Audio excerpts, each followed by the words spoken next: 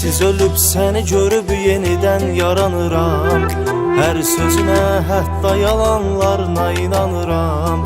Bəlkə məni yadına salmamısan bir dəfə, mən amma sənin xəyalınla yatıram, oyanıram. Bəlkə məni yadına salmamısan bir dəfə, mən amma sənin xəyalınla yatıram, oyanıram. Axır zamanlar tükənib səbri qərarım. Səninlə getdi günəşim, yazım, baharım. Bu eşqə lənət, sevgimə lənət demişəm sevgili yarım. Yaş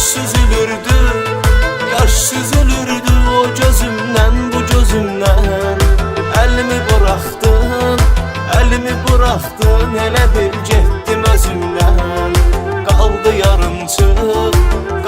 yarımçıq bir əsər bircə sözündən.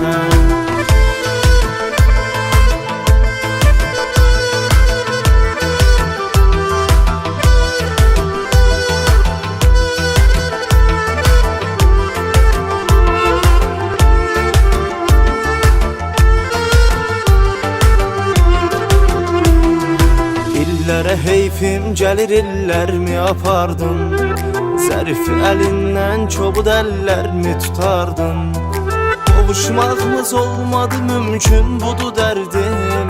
Səndən ağıllar kimi başladın, qutardın. Qovuşmağımız olmadı mümkün, budur dərdim. Səndən ağıllar kimi başladın, qutardın.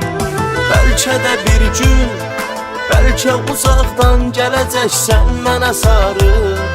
Bax gözlərimə, bax sənə həsrət çəkən ol gözlərə barı.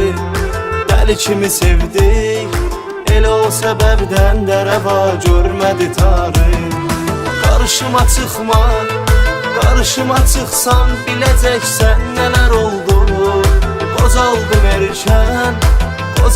erkən, axı halım betər oldu. Yoxdur əsli eşq, varsa əsli eşq, niyə sevgim hədər oldu?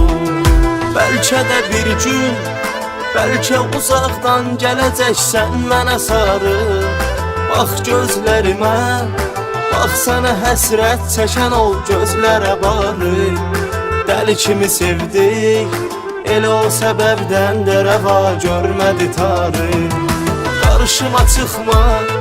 Qarşıma çıxsan biləcəksən nələr oldu. Qozaldım erkən, axı halım betər oldu.